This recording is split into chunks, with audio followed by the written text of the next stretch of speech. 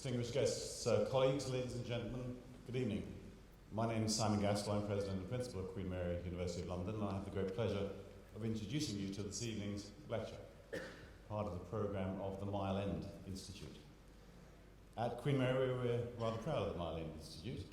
It is an institute which, through scholarly academic study and through dissemination of its findings, through publication, commentary, and events such as this, seeks to influence and inform public policy. Now, I say events such as this, but in truth, there is no event quite like this.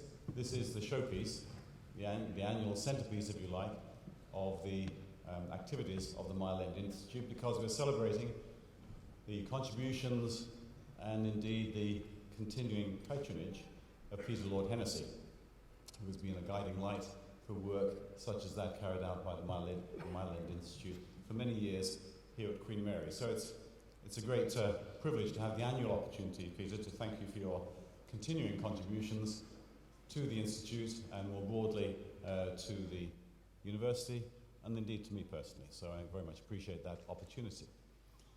Now, we're fortunate that Peter is also going to chair this evening's event, bringing his usual erudition and wit to the proceedings. And so I'm going to hand over now to Peter to ask him to introduce this evening's lecture. Welcome once again.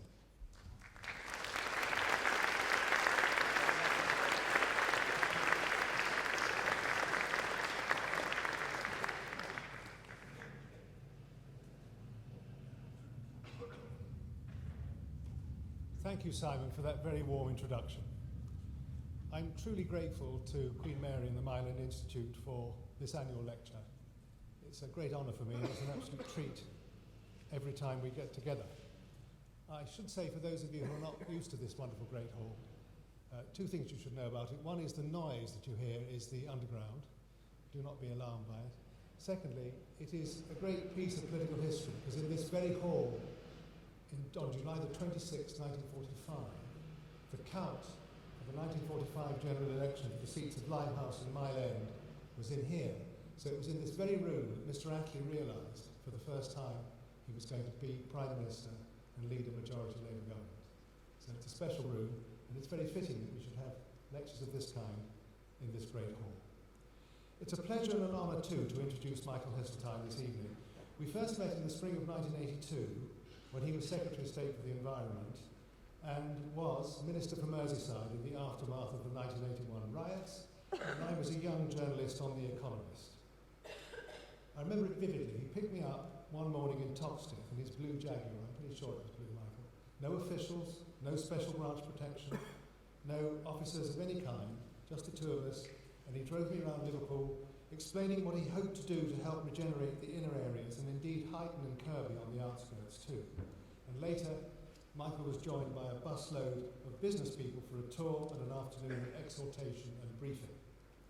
Now, friendship with politicians can be a tricky thing for a political journalist, as I then was.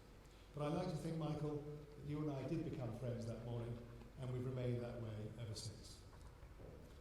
Over 10 years after that first encounter in Toxteth, I asked Michael one day what he would have done if he'd succeeded Mrs. Thatcher as Prime Minister in 1990 rather than his friend John Major. And if I recall, Michael, if I recall it accurately, you said, I would have undertaken a speaking tour of the length and breadth of the United Kingdom, which I would have entitled The Forgotten People. I would have started somewhere in the north of Scotland, perhaps the Western Isles, working my way down through one deprived area after another. The speeches would then have formed the chapters of the manifesto of the general election I intended to call. I think I got it right. So I've long been curious to know what would have been in Michael's Forgotten People speeches, though I can guess it's a starting part of them. But given Michael's title this evening is The Forgotten People, I hope we'll hear an updated version of how those speeches might have sounded. The plan is for Michael to speak, followed by a conversation between the two of us, and then a question and answer session from the floor. And we'll finish a few minutes before 8 and repair to the Octagon, and you'll have people to guide you to have a drink together. Michael, you're hugely welcome.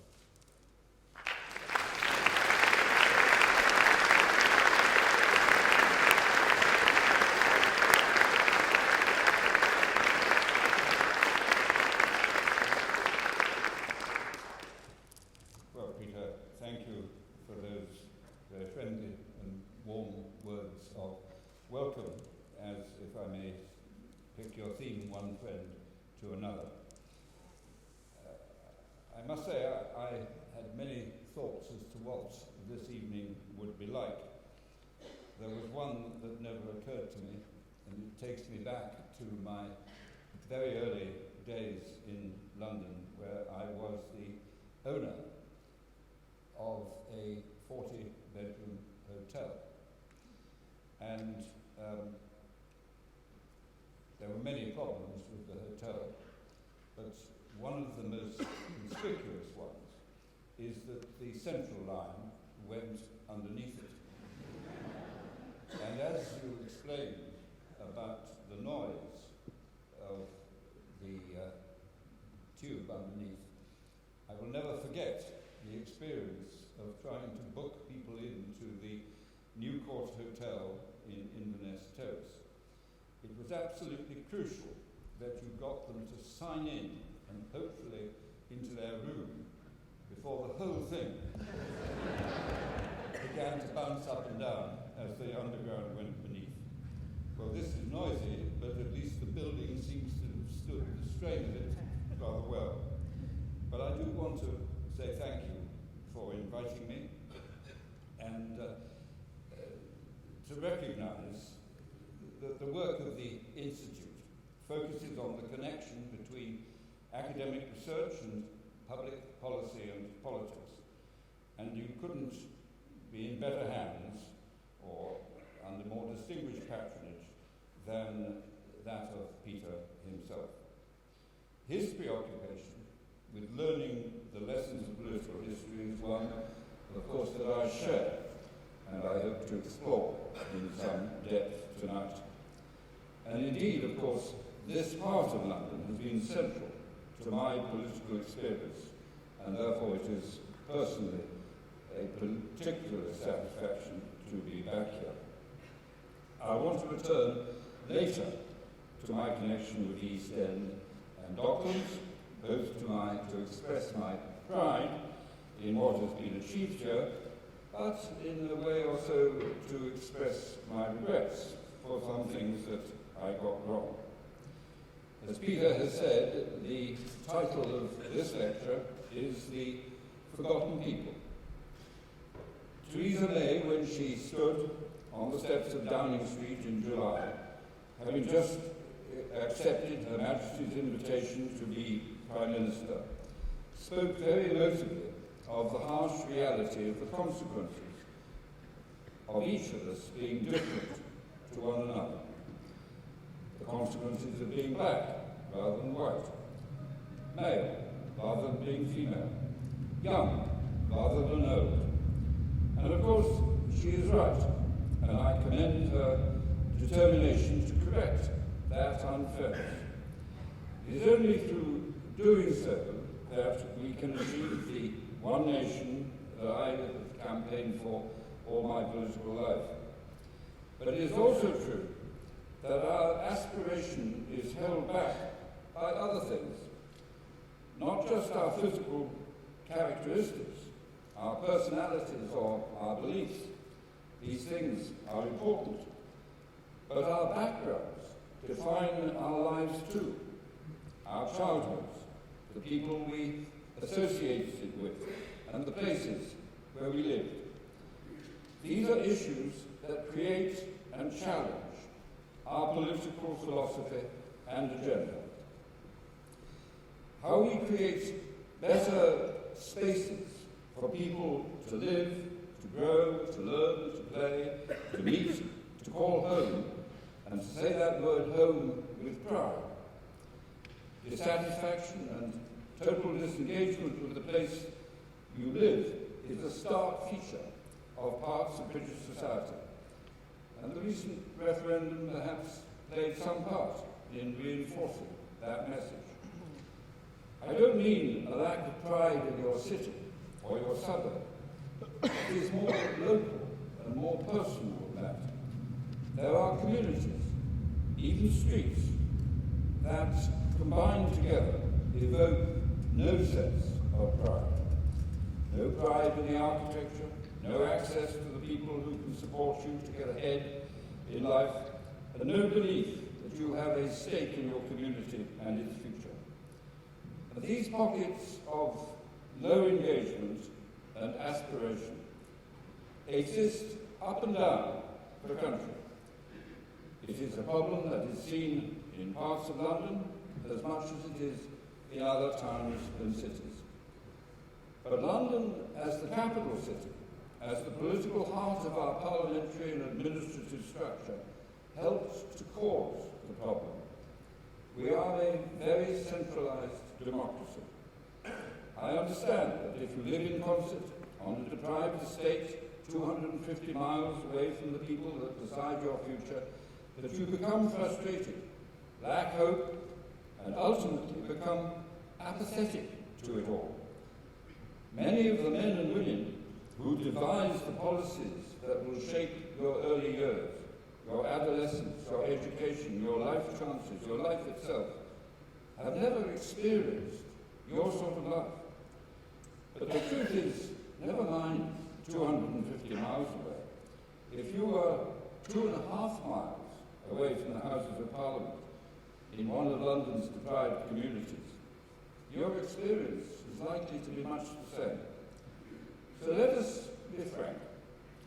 The people who design and construct these deprived communities do not tend to live in them.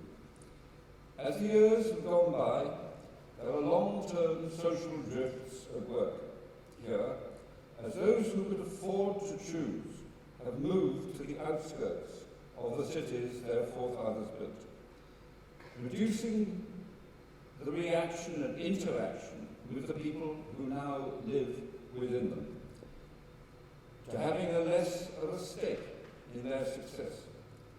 Of course, centuries ago, westerly winds drew development to the west to get away from the stink of the eastern areas.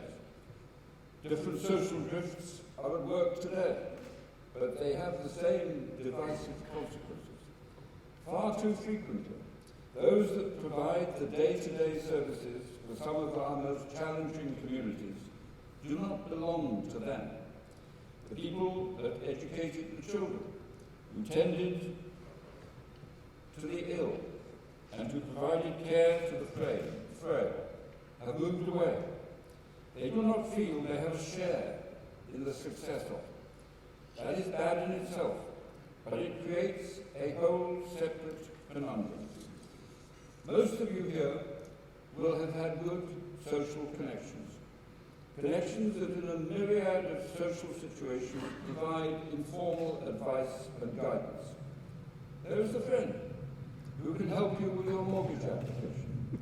Your mother's friend from university who is a solicitor who can advise you on the dispute you're having with your landlord.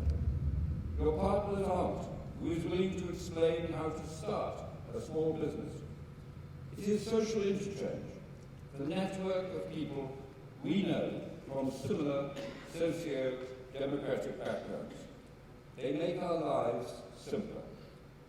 And it is quite right that we should help each other in such ways. But these social networks do not extend readily to those in communities without this range of qualified and professional advice. Now, I do not wish to write off these communities as talentless places with no hope. Far from it. The problem is that they have become detached from the people that make the decisions about them.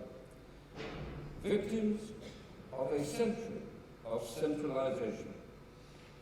I personally welcome the enormous strides the Conservative government has made devolving powers to places in recent years. Aside from Northern Ireland, Scotland and Wales, about half of England's population will soon have some form of devolved agreement from Whitehall. The Mayor of London has responsibility for many decisions that affect those that are here today. And next year, Manchester, Liverpool, the West Midlands, Sheffield, and the Tees Valley will choose their democratically elected mayors. The power of office will bring devolved decision-making and budgets across a whole multitude of areas. Areas like transport, skills provision, and business support. It will also come up with some £6.5 billion for investment in a flexible pool in infrastructure over the next 30 years, which has already been announced by central government for those areas affected. It will be under the direct control of those places themselves. And this will change attitudes. Experience becomes enriched by this newfound responsibility. The powers being given to those mayors will much affect the physical environment in which we all live. And that in itself is much to be welcomed. The devolution direction of urban regeneration is now established. And if you doubt me, look at Liverpool now and compare it to the city of the early 1980s. As in Liverpool, so the early experiments began here in the East End of London too. The story of Docklands tells itself. Younger members of the audience may not know that in the late 1970s it was a barren wasteland. We established the Docklands Development Corporation and it initiated much of what you see today. I remember the origins of my interest in the area. Responsible for the search for the third London airport in the early 1970s, I flew over East London to the Essex coast. The dereliction was evident. There was a clear need to concentrate energy and resources in the redevelopment of our inner cities. The strategy was clear. We had to clear the detritus of history, clean up the toxic ground, and enable the land to be strong enough to compete with the green fields for new investment jobs and employment. It may sound silly to hear me say I regret anything about a project that so transformed this part of East London. But there does remain a regret. I understood the anxiety of the local people affected, but I never saw the point of consulting them. I had anticipated their views. They would simply have asked for more public money to sustain their already heavily publicly subsidised lifestyles. The audience to which I felt myself appealing were the children of those elderly people, and they had gone in search of their own homes or for the opportunities of the new towns. Looking back, I was wrong to avoid a dialogue. It is invariably wrong to assume that you know the other person's arguments. There may be surprising common ground. There are countless examples of the resourcefulness of communities to shape their own physical space. A more modern phenomenon is the community-led project. Innovative approaches to the physical environment of local buildings and open spaces. Community projects such as that in Talaka Gardens, Camden, where the local community, working with young adults from 4 local secondary schools, created ceramic and modern art on their local benches. The project helped to broaden horizons, building belief in how individual action improves communities. The scale of the project is not the critical ingredient. Local involvement and a desire to reclaim a sense of pride in place is the key. The simple act of residents coming together to bring nature to an area with no gardens, planting shrubs and flowers for everyone to enjoy, has been hugely beneficial, for example, in Peckham. And these are examples from here in London, but the proof of how these community projects can sow the seeds of community regeneration can be seen across the country. In an area of Nottingham, rife with crime and drug dealing that drove away residents, a Royal Horticultural Society, It's Your Neighbourhood project, initiated and run by local people, has introduced flowers and plants to the streets. The look and feel of the place has changed completely. Indeed, such was the success of the project that crime and antisocial behaviour reduced by 16% in the first 3 months alone, and the estate now has a waiting list of people wanting to move in. When people have a feeling of ownership of the place they live in, they respect it more.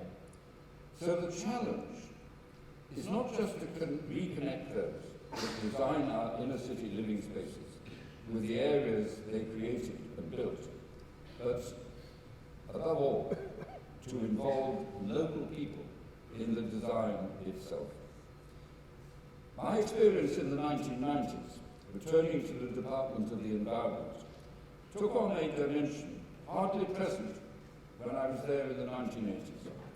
Most of the urban programs I dealt with after 1979 involved derelict land. There were no people. In 1990, we turned to the infinitely more complex issues of deprived communities. From within the budget of the Department of the Environment, we found the money to offer local authorities with such estates an opportunity for fundamental change. We offered 10 packages of £35 million, spread over 5 years, £7 million a year, to some 30 local authorities, provided they came forward with a coherent plan to redesign the estates and enhance the opportunities of the local community. As there were only 10 packages and 30 authorities, it was a competition with more losers than winners. There were also conditions unusual in social schemes of this sort. Each project had to have a discrete management team drawn from the public and private sectors. Each had to set out how much extra the local authority and the private sector would add to the £35 million the government offered. It was an essential condition of success that the tenants had to be consulted and involved. I've always regarded City Challenge to be one of the most successful projects I ever designed. It changed the attitudes of local authority leaders and their private sector partners to audit each other. It forced the different functional departments of local government to work together as teams and partners, and it gave a stake in their community to the tenants themselves. Perhaps, best of all, local authorities got over the shock of losing. And once they got over the shock, the losers rapidly found out how the winners had won, and they raised their game in the subsequent rounds. The 1997 election had, I thought, ended my experience in the work of government. It was not to be. After a series of appointments under David Cameron's new government, he invited me to co-chair with first Brandon Lewis and now Gavin Barwell, the Housing Minister, a commission to bring new purpose to 100 of England's most difficult housing estates. Many of these estates have stood for decades. In the 1960s and 70s, thousands of them were built by local authorities across England. Whilst the debate on urban regeneration in our great cities may have been won, I believe there is so much more to do about some of the estates in these cities. And David Cameron very much saw this programme as part of his legacy as a One Nation Prime Minister.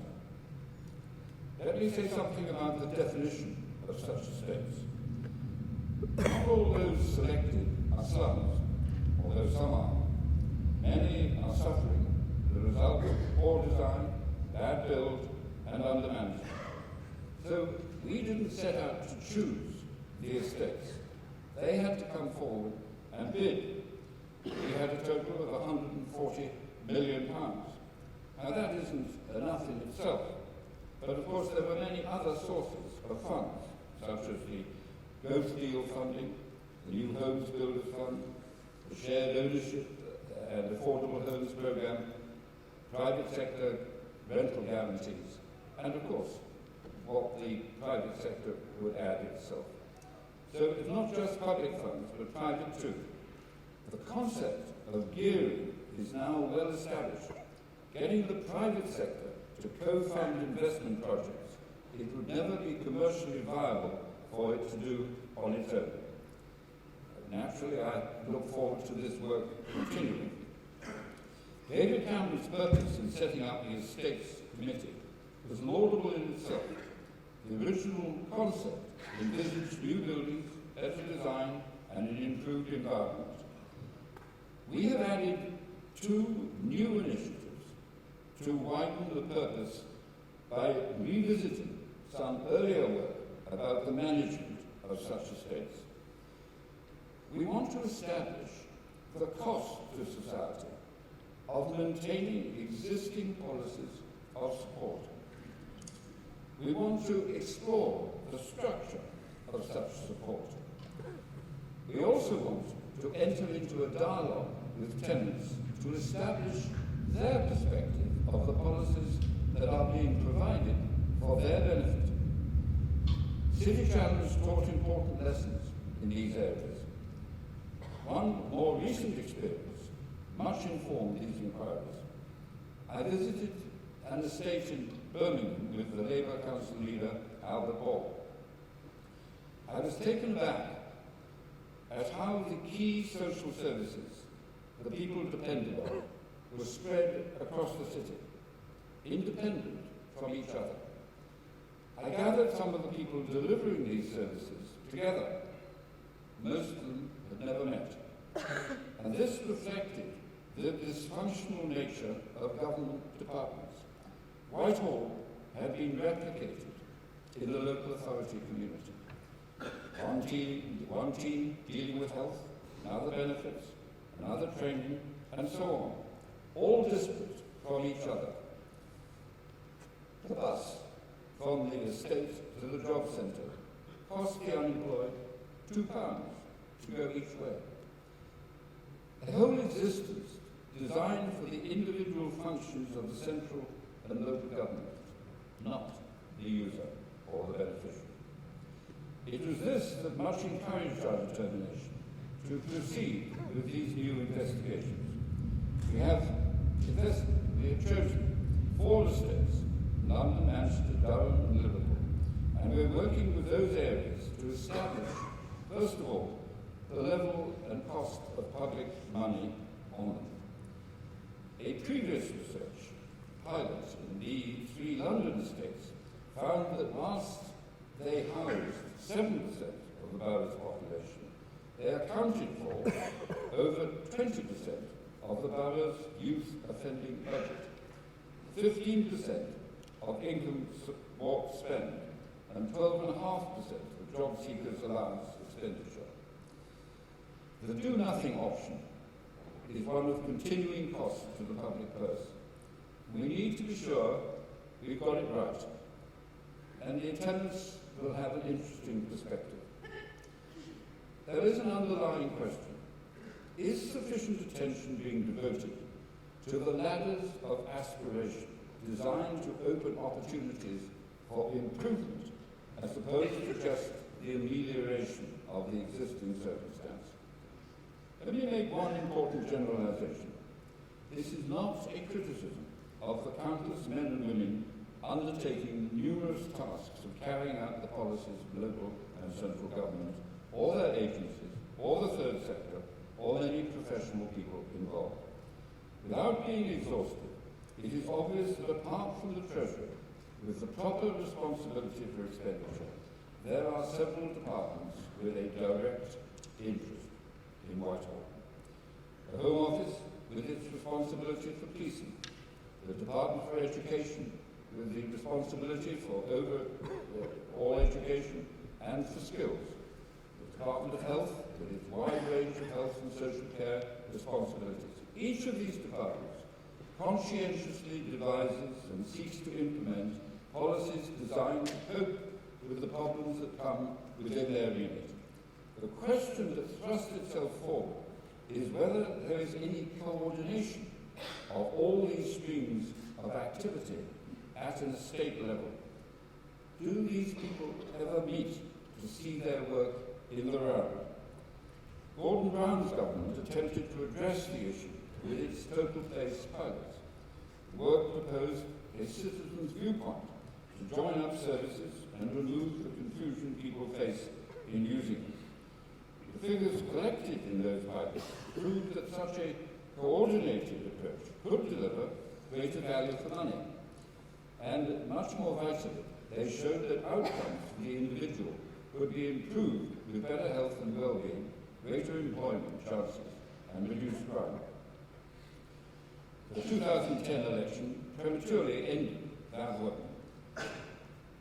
It is too early to make any forecasts about the projects that I have told you about tonight, but it cannot be wrong to ask the questions that led to the project. The Conservative and coalition governments have driven decentralisation since 2010. They have searched for better coordination, an accelerated impetus, and a strong devolution of power to enthuse and involve local people. Further devolution should mean thinking about the person as well as the place. So we must not rest on our laurels. Some call what is needed deeper devolution, or others double devolution. But I've never been much of a one for labels. What matters is we get to the heart of these communities and make sure that we fix the problems for them and with them. One of the beauties of life is that you never stop learning. The flip side is that you never stop regretting. As you acquire new knowledge, you wish you had known it earlier and been able to apply it sooner. My career has focused largely on joined-up thinking on investment, capital build, and regeneration. The estates work has opened my eyes to the challenges and opportunities of joined-up social policy. How can we take the successes of devolution further and spread them to social services?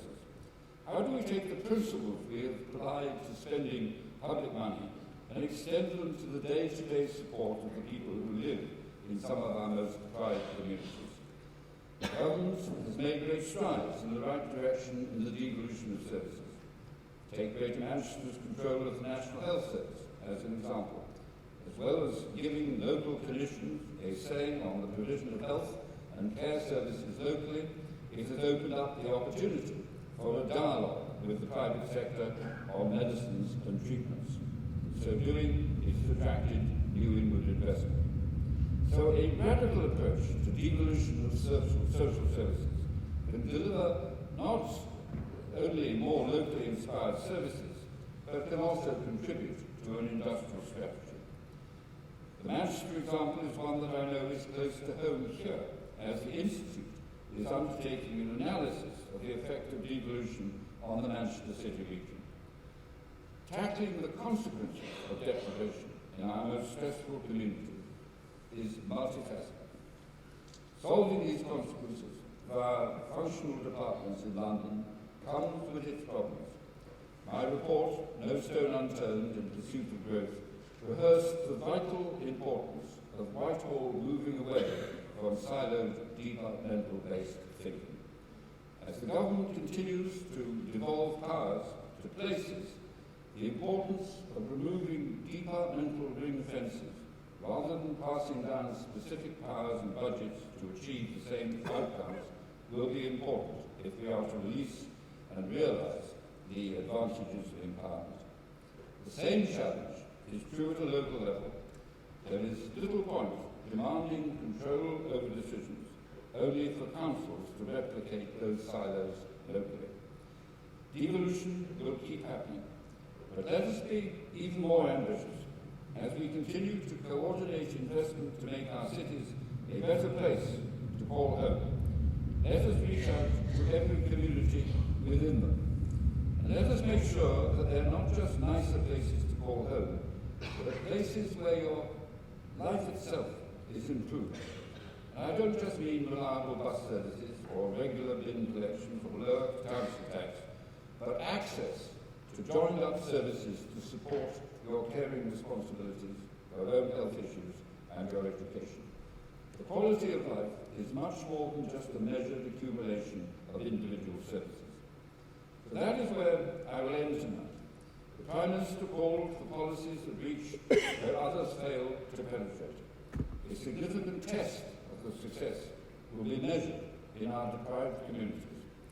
When I arrived in Liverpool after the riots of 1981, it was a forgotten city. The people of that city have now changed it beyond recognition. So much has been achieved since, an extraordinary legacy. Now let us go further and deeper and ensure that the forgotten people of our society can be offered a hand, helping and encouraging them to a fuller, more rounded life. For in the years to come, that will be our legacy. Thank you.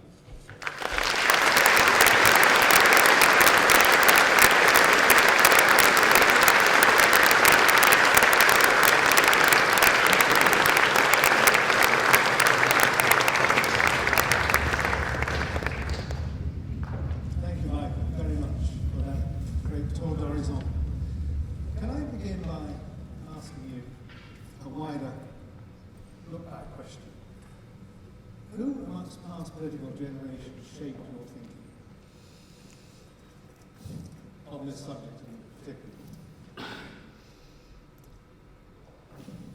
Well, to me, the archetype, post-war Prime Minister of the One Nation School would be Howard Milton. And I also happen to think that he was a man of great intellectual stature with a very real sense of vision, if you can have a real sense of vision. His Winds of Change speech was, to me, one of the outstanding speeches of the post-war world because it told the British people the truth, the uncomfortable truth, and he did it. Like the ending of the British Empire. Yes, the winds of change were that the days of empire were over. There were huge numbers of people who may have sensed it, but didn't want to believe it, but he told them. But I have to say that he was influenced by people all the time with whom he worked, but my real experience was self-taught in the front line of politics. It was, I suppose I had started life, adult life in the property world, so I liked bombed out property, renovating and building and that sort of thing. But, and my early life in politics, as I said, was about derelict land and reclaiming it. Peter Walker had created the derelict land scheme to get rid of the coal tips and the extractive dumps in the countryside. I took the derelict land grant into the urban areas and used it to, frankly, enable derelict land to compete with the suburbs. The derelict land usually had a negative value because of yesterday's detritus. It could be toxic, it could just have old buildings, whatever it is, but anyone wanting to build a house would say, well, look, I can build cheaper houses in the suburbs, and people wanting to buy houses said, I don't want to live in those circumstances. So, greening, to simplify the argument, derelict land, was a way to give back to the land a competitiveness, the opportunity to become useful. And that was the story of the 80s. In the same context, if you spent the public money making the land competitive, you could then get a builder to put houses on it. So you've not only got the public expenditure, you've got the gearing. Here in the East End, for example, we got £10 of private money for every pound we put into the London Docklands Development Corporation. That was fantastic gearing. Liverpool, right the other end of the spectrum, we got £1.50, but we've still got £1.50. And today, in scheme after scheme I've been involved with the government, we get £4, £5, £6 of private money on top of what the government can afford. So gearing has become absolutely central, but it has also created the partnerships. When I was in Liverpool, when I first became cabinet minister, the public and private sector hated each other. It was all abuse. you shouted at opposite tops of mountains at each other.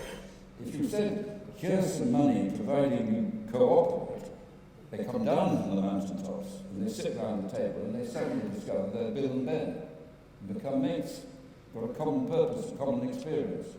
And so the gearing, the partnerships, they were the 80s, and then we moved in the 90s to City Challenge, and I've explained that at some length. That was a formative experience. But these, you ask about how one was influenced. Well, of course, the generalization that occurs to me out of that, it was the people that did it. I just saw that if you change the circumstances, people changed. And we started in derelict land, that worked, so we tried derelict communities, and that worked. Now we're doing it on a massive scale, from Whitehall back to the areas which made this country in the first place. London made this country, played a significant role, but the great 18th century powerhouses, Liverpool, Manchester, Newcastle, Birmingham, they played their role too. It wasn't until the condition of the people was so awful that London centralised powers to ameliorate those conditions. In doing so, which was necessary, in doing so, they replaced the power of the great entrepreneurial barons with local authorities, and they had a very different motive.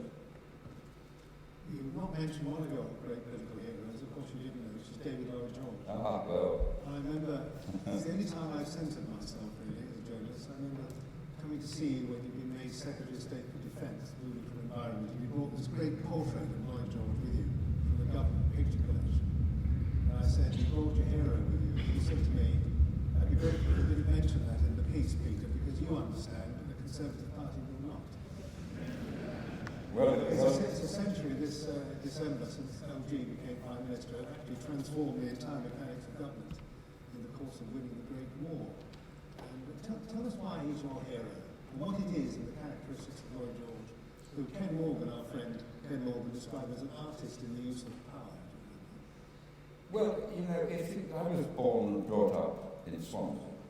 Now, in comfortable circumstances, middle-class circumstances, so I'm not looking for any sort of association with poverty or anything of that sort. But if you're born and brought up in Swansea, you are at the bottom end of the Swansea Valley, and to get there you have to drive through the Merthers and the Pontidaluses and all of this. And so you know that there is another world. And then you have this extraordinary charismatic man, great flows of oratory, who comes from South Wales. North Wales. Oh, yeah, sorry, comes from Wales. Yes, of course, North Wales. Right. But it's, I mean, it's all the same. Cymru am Beth, you know. And so it was very easy to be attracted by this extraordinary figure. There's a wonderful, I mean,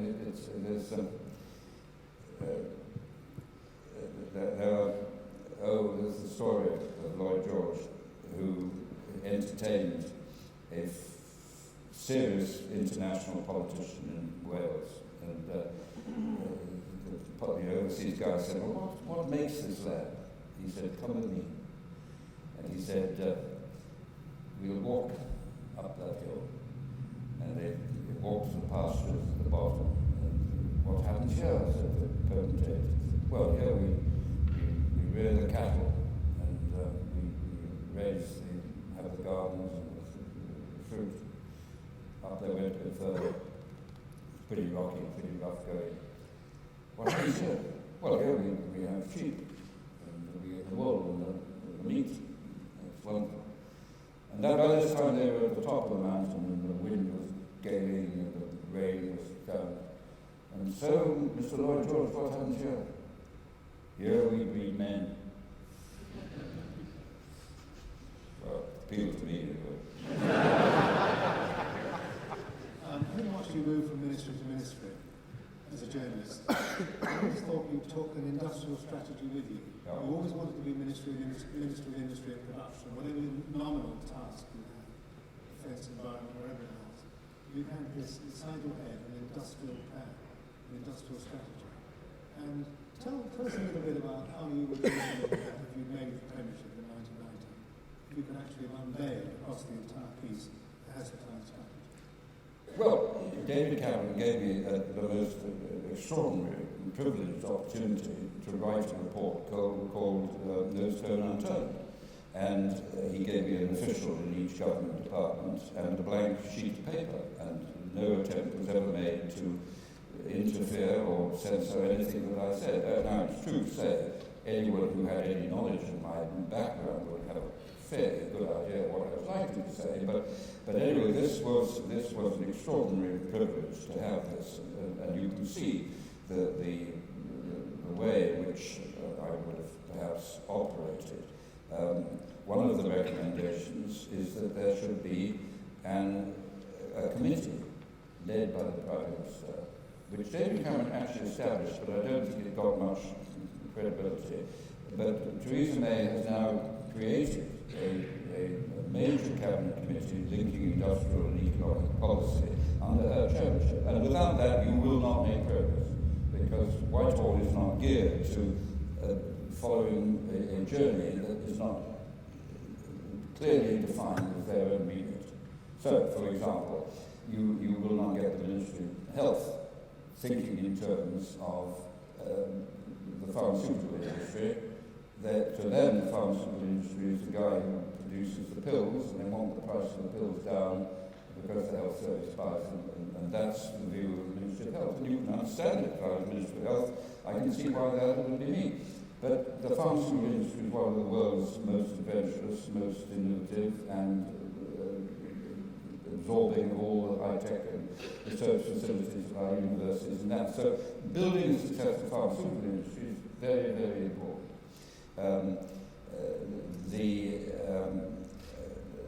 I've been involved in so many circles. I'll give you an example of where industrial policy takes over. I was Minister of Aerospace in 1972, when a submission arrived on my desk saying, can we have £6 million, because you know those beastly French and Germans are cheating again, and they're putting this much money into their space policy, and we've got to catch up, Minister. So I said, that's fine, terribly important to keep up with the French and Germans. But before I give you the £6 million, the announcement of which will be wired to Bonn and Paris before I've signed the paper, and they'll put more in. Please just answer this question to me. How much does Europe spend on space policy? Not just Britain, but Europe. And then tell me how much America spends. And I'll never forget the figures. There was the whole European space budget was 200 million. The American budget was 1.2 billion, 6 times as much. Now, from that moment on, you know that we will never compete with America on space policy. So me putting another 6 million in order to try and stick the French and Germans in the eye was just toy time. The trick was to try and get Europe to think together. Then you might be able to do deals with the Americans in research and exploration, or with the Japanese and so on. And we did that. At Whitehall, I basically, the Ministry of Defence said it was a grave threat to Britain's security because of the Atlantic Alliance. Margaret Thatcher said she wouldn't have anything to do with it, but she had the post office and they had a big space program. But so I had to do it with my own program. And the interesting thing was that over the years, I became Industry Secretary and I became Defence Secretary, and I completely wiped out the arguments that had been put to me when I was Minister of Aerospace. There was the Minister of Defence absolutely passed on par. When I became Minister of Defence, I explored the arguments of complete fiction. No possible reason why we shouldn't have the Ministry of Defence budgets involved in the space program. Ditto with the Post Office when I became involved in the Department of Trade and Industry. So we created a European Space Agency. Out of that, I said to the British industry, what do you want? And they said, we want the leadership of satellite technology. So I said, fine, what do the French want? They want us back in launcher technology. What do the Germans want? They want post-Apollo. I said, fine. I went off around the country, worked with Europe, and I said, look, this is the deal. You get launchers, you get post-Apollo, we get leadership of satellite technology, and the deal to create the European Space Agency was done. But in the way this country operates, of course, it went to Marconi for the same leadership of the satellite to the world, and years later the French bought Marconi. By my calculation, I think this is May's industrial strategy, which we've had a big say in. This new cabinet committee announced just yesterday, to which you were referring. I've heard no say. Well, I think your report, No Stone Unturned, is traceable. DNA. I think it's the sixth since 1945, beginning with 10 accurate central economic planning. The most ambitious was the Labour Party's Labour Government's National Plan, September 65. But before we had that, Macmillan's Eddy, which he created in Dunlop, Jim Callaghan's Picking Winners, Ted's Heath's Industrial Act, Industry Act 72. That's 6, I think. This is 6 or 7. Why are you going to work this time? Is it the spur of Brexit, the anxiety of the Well, look, it will only work if the Prime Minister believes in it and is prepared to give the time to it. And all the indications are that she does, from what I've seen. I mean, I know no more than you do, but she has made a great emphasis on this. She's put herself in charge of it, and that's as good a sign as you would expect in the immediate short term that she's been there. So I travel with optimism. But of course, it's one thing to say we'll have a committee, it's another to define the industrial strategy, and that is going to take time. And the benefits of it are not short term. There are no short term, easy options of this sort. I think what's distinctive about your No Stone Unturned is the degree to which you argue that devolution and decentralisation is absolutely crucial, that unless you can restore the vitality to those areas outside the city-state of London and the South East, it's not going to work. And I think it's the linking of the two that is the special ingredient of your approach. Well, you see, my analysis, which was who built this country, and I know perfectly well that the great trading cities were a vital part of the 18th century emergence of Britain as a world power. And the existence of empire was actually our market. I mean, people don't perhaps take this so much into account. But not only did we blaze a trail in industrial innovation, but we had district commissioners and governors all over the world. I mean, 2/3 of the world was painted pink in my youth. And so that was an incredible combination of power. But in the Australian language, the condition of the people who migrated from the rural areas to the urban areas was appalling. And so democracy being the driver of the people's will, people would put up with it, and nor should they put up with it. And so you had to create a tax structure and cycle the money from where you would get it by taxes into an equalisation process across every part of the country. Now, that was thoroughly desirable. I've got no complaints about that. Of course not. But when you did that, the tax levels were quite high, which had the effect, of course, of taking money away from the wealth creators. But the creation of local democracy replaced the buccaneers, who had made these great decisions and innovative activities, with a publicly owned service run by local councils. And the local councils were not motivated by the same things as those who created wealth in the first place. They were elected to do something quite different. So, as a local councillor, you were spending perhaps a third of the local expenditure of the area, but you were spending it, and you were responsible for the education, for the street cleaning, for the health, for the this, for that. That's what you were thinking about, and that's what you were being voted for. So it changed the whole motivation. But that could have worked if they were given the freedom to spend the money on amelioration as they thought it was relevant. But they were not. London created the great spending departments, and they got their money from the Treasury, and they then imposed policies on the rest of the country, and indeed on London's authorities itself. So, if you were Home Secretary, your whole political career was focused on police and law and order and fire services. That's what you went and fought for. And then when you got the money, you told everybody by the most minute detail of circular and ring fencing and budget control exactly how they'd spend it. And if you were ambitious chief constable, you knew perfectly well that your career would be much influenced by what they thought of you in the Home Office. And if you were a local authority responsible for expenditure, you knew perfectly well that come late February, there would be overspend or underspend, and the central government would have a bit of extra cash it had to spend before the year end, because that's the way the system works. And if you wanted to get your share of it, you wanted to be on the good side of the spending department.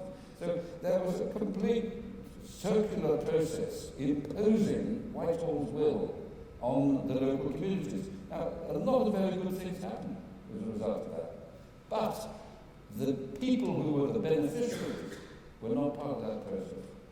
And so if you have two things. You have, first of all, a division of the money, and the people spending it were the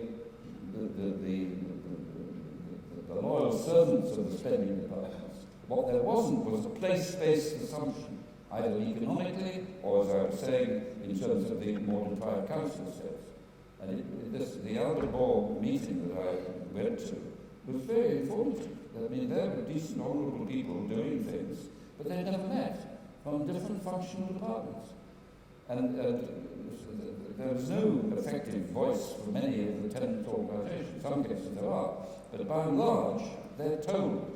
And what central government does, if I may use a sort of imagery, it puts sticking plasters on the social problems of our time. There's a lot of talk about the troubled families initiative.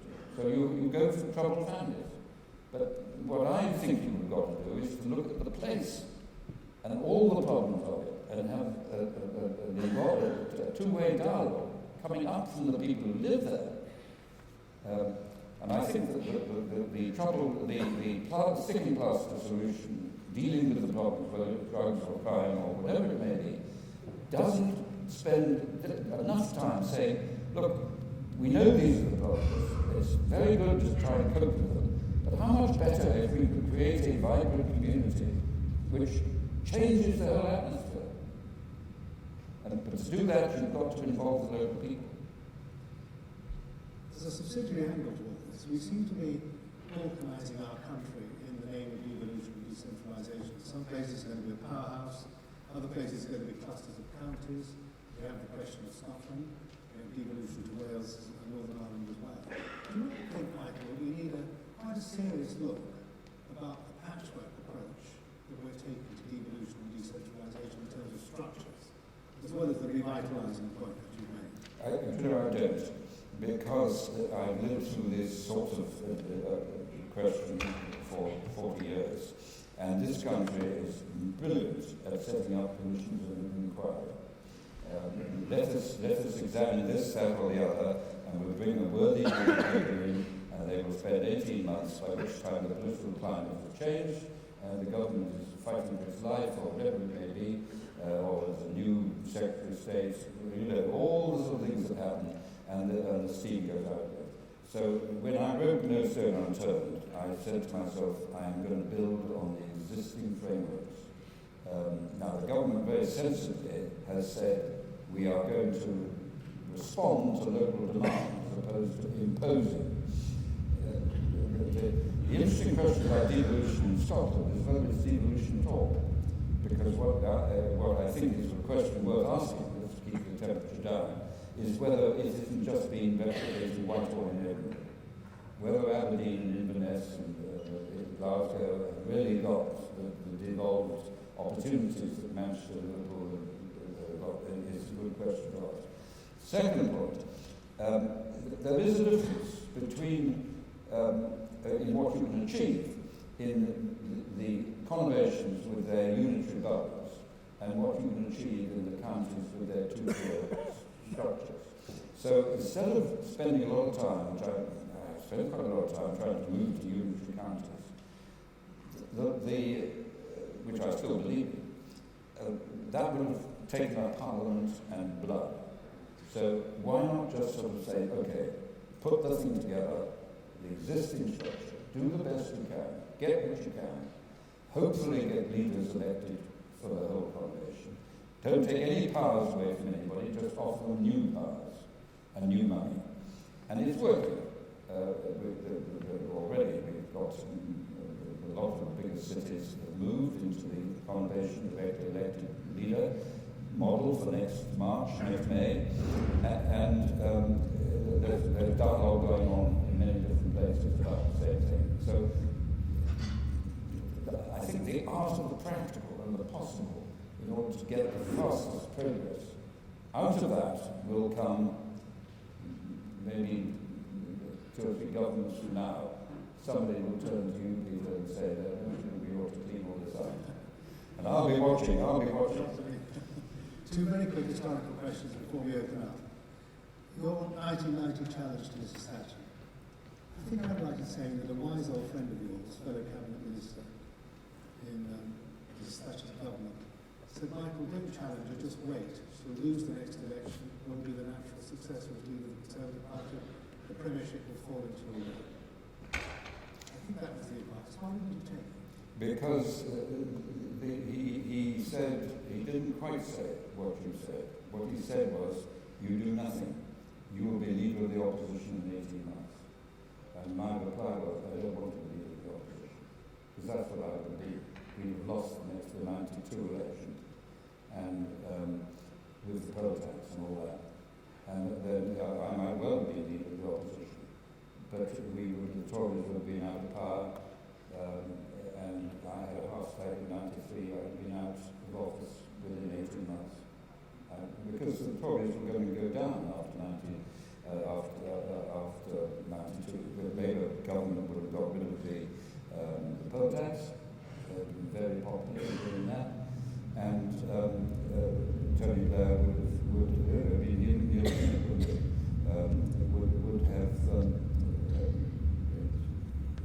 anyway, my own view is the Labour Party would have remained in power for some time, and they got rid of me for failing to recover the Tory fortunes. But I mean, what I wanted was to preserve a period of Conservative rule, and if I did nothing else, I did that. John Major won the 92 election very successfully, and we were there for another 5 years. By which time, the whole climate of the sort of things I'm talking about, local partnership, gearing, competitiveness of distribution of funds, and devolution had to come in reign.